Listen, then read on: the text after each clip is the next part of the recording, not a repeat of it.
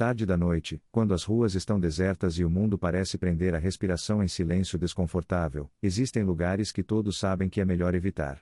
Vielas que parecem sempre mais frias que o ar ao redor, estradas onde os postes piscam como velas prestes a apagar, prédios abandonados que parecem se inclinar para ouvir os seus passos. Mas entre todos esses lugares, há aqueles que carregam histórias mais sombrias, histórias que não são contadas para entreter, mas para alertar. A de hoje fala de um desses lugares. O povo local chama de O Homem na Janela. A lenda começa com um antigo conjunto de apartamentos nos arredores da cidade. Um prédio de tijolos vermelhos, 5 andares, marcado por décadas de chuva, vento e descuido. À primeira vista, não era diferente de outros prédios deteriorados. Mas quem passava depois da meia-noite sabia, se olhasse para o último andar, de frente para a rua, veria a silhueta de um homem. Alto, magro, parado na janela. Ele nunca se movia, nunca acenava, nunca desviava o olhar. Apenas ficava ali, observando. No início, pensavam que era apenas um morador solitário. Mas com o tempo, as perguntas surgiram. Inquilinos entravam e saíam, e o homem nunca mudava. A mesma altura. O mesmo contorno. A mesma postura imóvel. Até mesmo quando o apartamento estava oficialmente vazio, sem contrato assinado, os vizinhos juravam que a figura continuava lá. Alguns diziam ser apenas um truque de luz. Outros acreditavam que poderia ser um invasor escondido. Mas os que moravam no prédio cochichavam outra coisa. Diziam ouvir passos no corredor de madrugada, lentos, compassados, como se alguém estivesse andando sem pressa. Algumas pessoas acordavam e encontravam a porta entreaberta. Outras juravam que haviam trancado a janela, mas ela amanhecia destrancada. Um dos primeiros relatos vem de uma mulher chamada Claire, no final dos anos 80. Ela teve o azar de alugar o apartamento bem em frente ao tal andar. Do quarto, dava para ver perfeitamente a janela amaldiçoada. Logo na primeira noite, ela percebeu a silhueta, ereta, rígida, a cabeça levemente inclinada para baixo, encarando a rua. Claire ficou imóvel por minutos, observando, o coração acelerado e a pele fria. Quando enfim conseguiu entrar, trancou cada fechadura, tentando se convencer de que era apenas imaginação. Mas logo os estranhos acontecimentos começaram. Às 2 da manhã, ouvia batidas suaves no vidro do seu quarto, no terceiro andar, como se alguém estivesse lá fora, chamando. Certas manhãs, encontrava gavetas abertas, objetos fora do lugar. No banheiro, certa vez, o espelho amanheceu marcado por um borrão de mão, ainda úmido, mesmo sem ela ter tomado banho. Claire resistiu por 3 meses antes de desistir. Abandonou o apartamento às pressas, deixando quase todos os seus pertences para trás. O próximo inquilino ficou ainda menos tempo. Um jovem chamado Victor, atraído pelo aluguel barato. Em poucas semanas, confessou aos vizinhos que tinha a sensação de não estar sozinho, mesmo trancado em casa. Chegou a dizer que acordava de madrugada e via a silhueta de um homem parado na porta do quarto, imóvel, apenas olhando. Quando piscava, sumia. Um dia, o síndico encontrou o apartamento vazio. As chaves estavam sobre o balcão da cozinha. Victor nunca mais foi visto naquela cidade. Com o tempo, a lenda ficou mais macabra. Adolescentes se desafiavam a encarar a janela depois da meia-noite. Nenhum aguentava por muito tempo. Um garoto, tentando provar coragem, contou que o homem sorriu para ele. Não um sorriso comum, mas algo largo demais, distorcido, impossível. Ninguém acreditou. Até que 2 semanas depois, ele desapareceu voltando de uma festa. A mãe, desesperada, jurava que ainda o via. Não caminhando pela rua, mas congelado na janela, no lugar onde antes estava a figura original. Alguns diziam que não era sempre o mesmo homem. Que a cada vítima, uma nova sombra surgia, substituindo a anterior, condenada a ficar ali até a próxima. Outros acreditavam que ele era mais antigo que o próprio prédio, um espírito preso ao vidro, esperando que alguém fosse tolo o bastante para encará-lo por tempo demais. E havia aqueles que afirmavam que ele não estava apenas observando.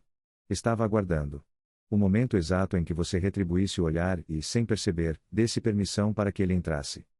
No começo dos anos 2000, ninguém mais queria viver naquele lugar. A prefeitura condenou o prédio em 2004. Pregaram tábuas nas janelas, correntes nas portas. Mas nem isso adiantou.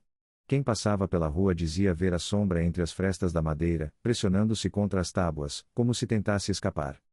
Investigadores paranormais se interessaram e instalaram câmeras. Gravaram horas de silêncio, corredores vazios, janelas imóveis. Mas em um único quadro, quase imperceptível, apareceu um rosto pálido. Desfocado, distorcido, mas com os olhos extremamente nítidos, fixos na lente. O vídeo vazou na internet e gerou debates intermináveis. Mas 3 dos investigadores morreram meses depois, cada um em circunstâncias diferentes: um afogamento, um acidente de carro, uma queda de escada. Acidentes, diziam os jornais. Mas em todas as fotos de obituário, alguns juravam reconhecer o mesmo detalhe: um reflexo de janela com uma silhueta ao fundo. O prédio foi demolido em 2011. Reduzido a entulho, poeira e silêncio. Mas a história não acabou ali. O terreno ficou vazio e evitado pelos moradores. Os postes ao redor continuavam a piscar com mais frequência do que em qualquer outra rua. Cães latiam sem parar quando passavam por ali, e alguns se recusavam a atravessar o quarteirão. Motoristas que paravam no semáforo em frente diziam ver, pelo retrovisor, um homem parado atrás de si. Sempre em uma janela que já não existia. Foi assim que a lenda se espalhou além da cidade.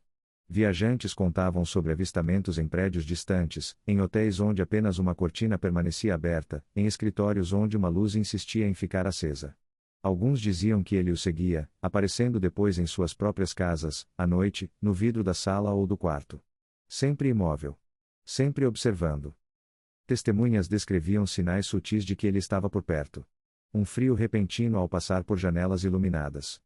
O som abafado de passos atrás de você, mesmo em ruas vazias.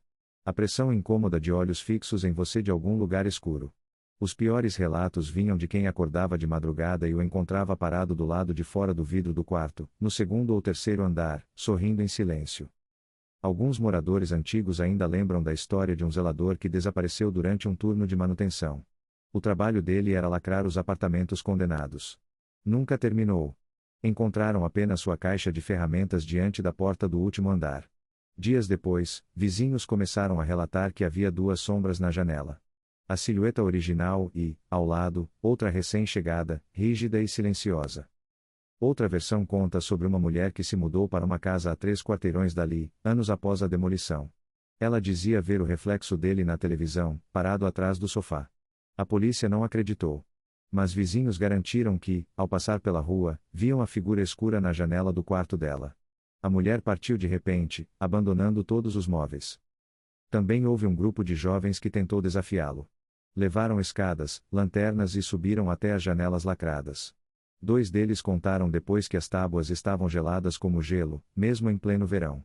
Um deles jurava ouvir vozes vindas das frestas, sussurrando o seu nome, chamando, convidando. Ele nunca mais quis falar sobre aquilo. E então vieram os padrões estranhos. Pessoas que afirmavam tê-lo visto começaram a sofrer acidentes inexplicáveis. Animais de estimação sumiam. Celulares tiravam fotos distorcidas quando apontados para espelhos. E certos lares amanheciam com vidros quebrados, como se algo tivesse atravessado durante a noite. Como se, depois de percebê-lo, ele passasse a existir em cada superfície refletiva ao redor de você. Pesquisadores de fenômenos sobrenaturais chegaram a propor uma teoria inquietante: o homem na janela não seria exatamente um fantasma, mas uma espécie de contágio. Uma ideia que se espalha ao ser vista, infectando a mente até transformá-la em mais uma sombra entre tantas. Não se trata do prédio, diziam. Trata-se do olhar. Do ato de enxergá-lo. E talvez essa seja a parte mais assustadora. Porque se ele pode aparecer em qualquer janela, em qualquer reflexo, então a lenda não pertence mais a um único lugar. Pertence a você. Afinal, quantas janelas existem ao seu redor neste exato momento? Até hoje, ninguém chegou a um consenso. Uns dizem que é um espírito preso. Outros, que é uma maldição. Alguns acreditam que é algo ainda mais antigo, uma sombra que se alimenta do medo, atraída pelo simples fato de ser notada. Mas, seja qual for a explicação, todos concordam em uma coisa: uma vez que você o vê, uma vez que dedica a ele até um segundo do seu olhar, pode ser tarde demais. Então eu deixo você com essa pergunta. Da próxima vez que estiver voltando para casa à noite, e seus olhos forem atraídos por uma janela escura. Se você enxergar alguém parado, imóvel, olhando diretamente para você, vai desviar o olhar? Ou vai encarar tempo suficiente para descobrir se ele sorri?